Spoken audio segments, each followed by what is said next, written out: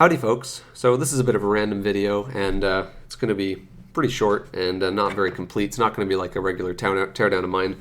I just found this hideous bright pink netbook in the trash today, and I thought I'd take it home for no reason other than to tear it apart, and as it turns out it actually works perfectly fine. It just doesn't have a battery, and so I'm actually using this as like a Kodi UPnP media streaming server because it's relatively low power and that's pretty small and all that stuff. So I've already got that all set up, and I just wanted to take it apart and strip out any parts like the wireless card and stuff that I didn't need, just to cut the power consumption.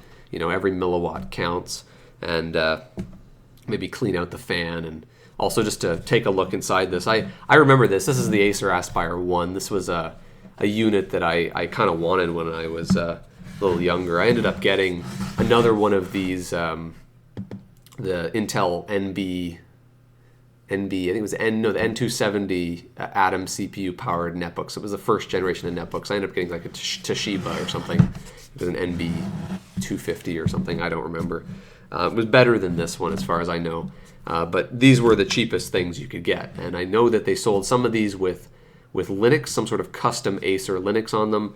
And this particular one, which would have sold with Windows XP, but when I got it, it actually had Ubuntu on it when I booted it up. So someone had obviously wiped it and said screw Windows XP, which doesn't surprise me.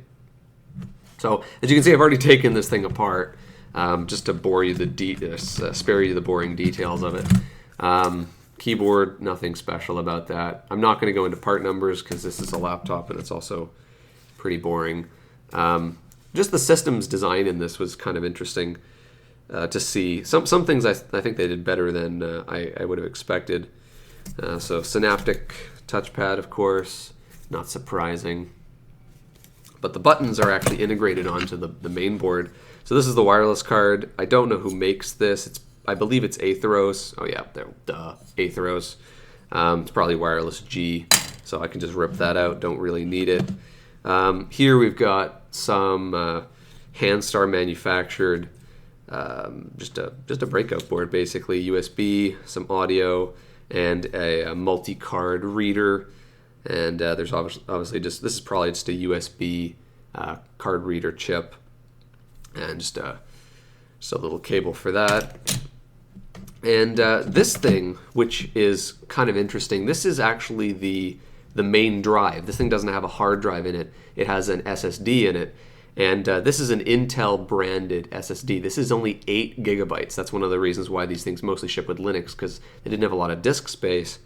And this 8 gig module, you can see it has 2 NAND chips on it. And then it's got a controller. And you'll notice this is not SATA. This is not PCI Express. This is actually PATA. This is actually a PATA. I think it actually says there, Intel PATA SSD. And I've never seen this before, and probably will never see it again.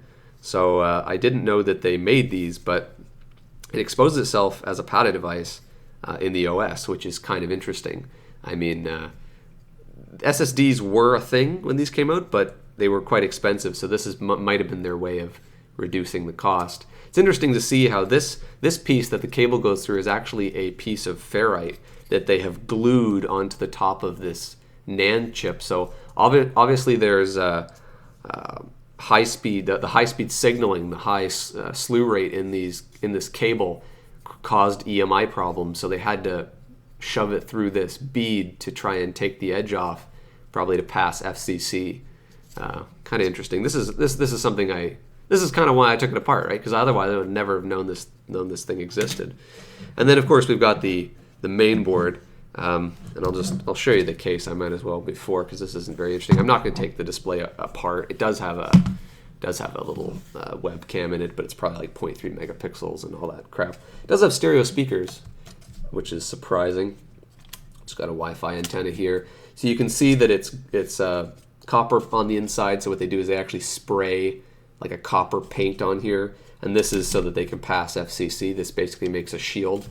Now, this is very expensive to do, so most likely they had problems with the FCC stuff, and this was their sort of at the end of the design phase way of fixing it.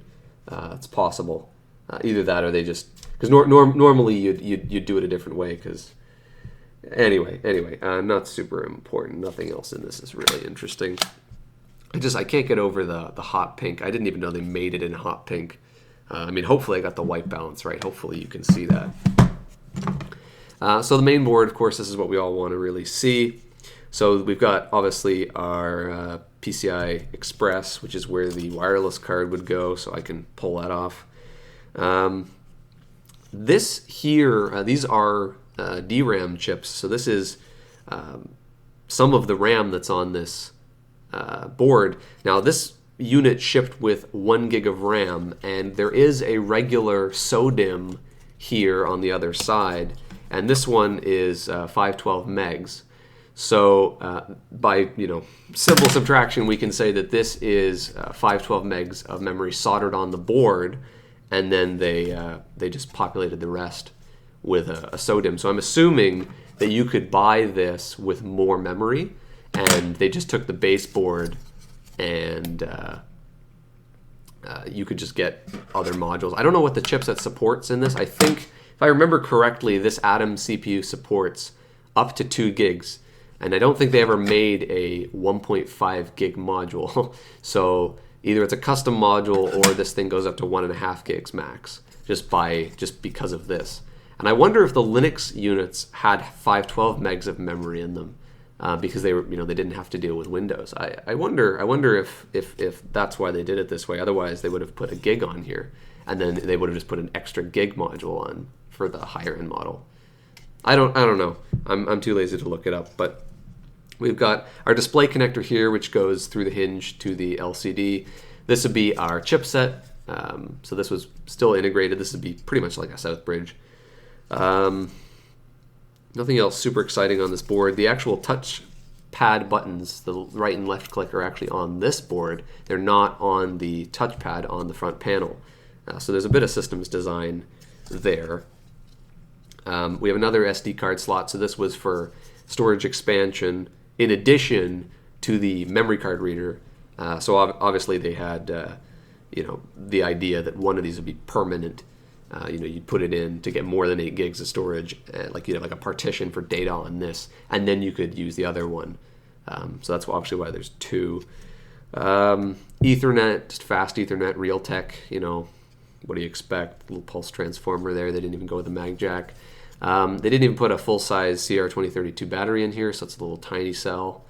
And then I think the thing that really, really kind of ruined all these netbooks is the ridiculous little coolers they had on them, because the N270 was not power efficient enough to get away with just passive cooling.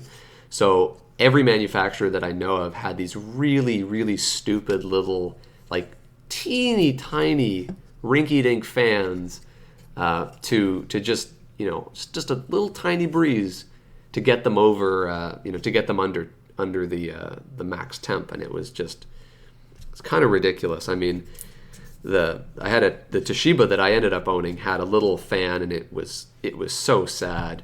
It was even sadder than this, because this isn't really a heatsink. I mean, it's just a piece of metal that they've bent with the sides up to try and make a guide. They've actually bent this up here to try and get the air, I guess, to clear the VGA connector, because there's just a hole in the case. This vent hole here, that is where this exhausts from. And so you can see they've anodized or painted, probably anodized this part black so that you can't see it when this is in here. So when you look through the vent, you just see black instead of the silver. I doubt they're doing that for black body radiation reasons. I bet they're doing it just for aesthetics, no reason other than that. And it's a little cute little 5-volt ball bearing fan, which I'm going to clean before I put it back on there. But I think this was one of the things that kind of made these laptops suck. I mean, they didn't really survive. The Atoms they came out a little too early before the power efficiency was really there, because of course they all tried to run these off 3-cell batteries, which didn't last any longer than a regular laptop. So anyway, so yeah, thought I might as well just show you what's inside of this thing. I'm going to do a little bit of cleaning, put it back together again, and shove it somewhere where I can't see its hideous color, and it'll just be a server. So anyway, hopefully you thought that was interesting, and as always, thanks for watching.